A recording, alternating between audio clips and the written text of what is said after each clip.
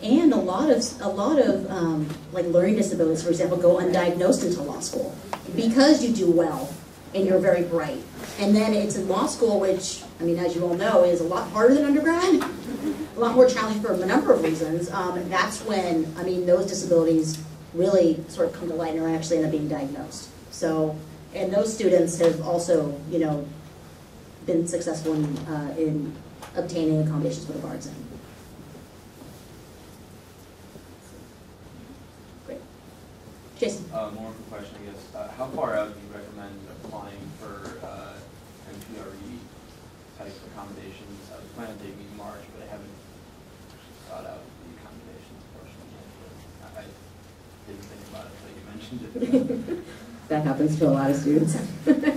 You should be doing that right now. I think the absolute deadline is the final filing deadline in February, I believe. I can't remember the exact date, sorry, but like, get on it right now. It's still, you still can do it.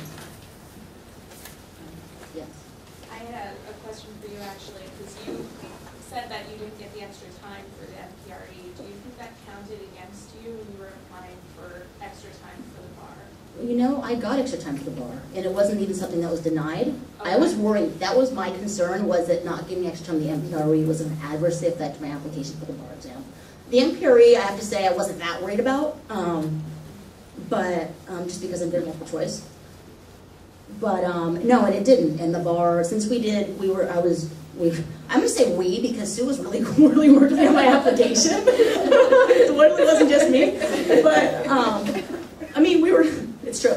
So we were so just adamant, and my attachment to my Form A was like 10 pages long, and I included everything, and they make you also talk about, in the California anyway, about why you need extra on every single section, like every type, essays, performance, on every section. What was it before the second? Why what? Oh, the California bar examiners make you actually explain why you need accommodations on every section of the test, whether it's the, you know, the multiple choice, MBE, performance test, and essay portions. So you have to actually really just write the same thing 3 times, but also mold it to the type of question in the section itself too. So I mean, everything was, I didn't know I just kind of had to go all in and just do everything, and highlight and tab and do everything, and it still wasn't enough, but they didn't deny me extra time. I did get the time. Can I ask a follow-up question too? How important is terminology? For instance, I have a learning disability, it's a reading disability. It's been called dyslexia, it hasn't been called dyslexia, it's been called dysgraphia, it hasn't been called dysgraphia. I've yet to actually have a term that I can use. Do I need a term in order to say, okay, this is exactly what I have in order to put forward for the bar, or can I explain it as a reading disability?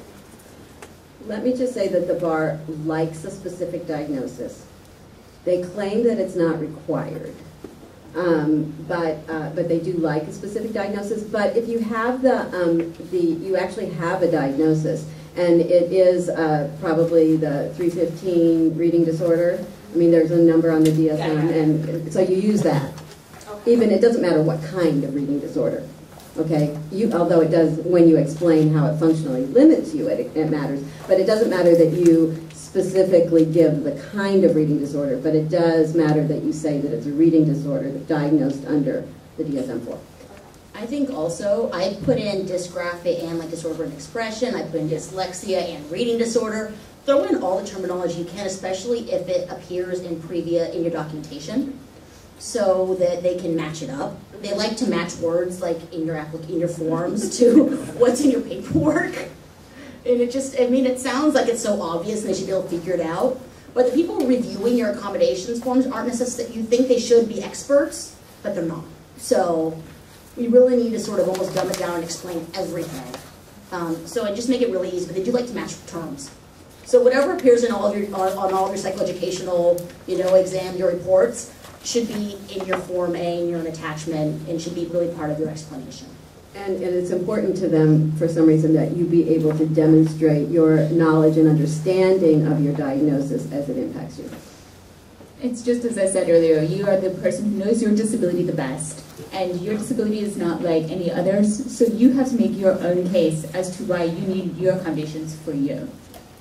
Okay, great. Let's take like 2 more questions. Okay, great. In the back, I'm sorry, I can't read your name. Oh, it's Jason. Great, Jason. Thank you. Thank you, guys. Quick question. I've heard a number of people talk about receiving accommodations on the bar of having 6 days instead of 3 days. A major point of contention when I was seeking LSAT accommodations was I received extended time, but I wanted the extended time broken into 2 days. Is that a fairly standard accommodation with the bar, or does that become a difficult point of discussion as far as splitting the extended time into multiple days?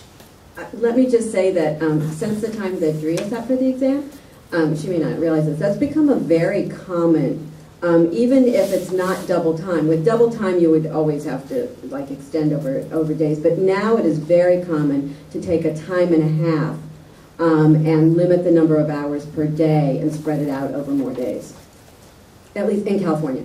But you know, you still have to be very, like, you have to explain it Yes. too. And if you get extra breaks, or you need a lunch break, calculate into the amount of hours you'd be sitting. So, yes. I mean, the LSAT had proposed a schedule with double time and breaks that I think was 10 or 11 hours in one day. And I ended up litigating with them over that issue.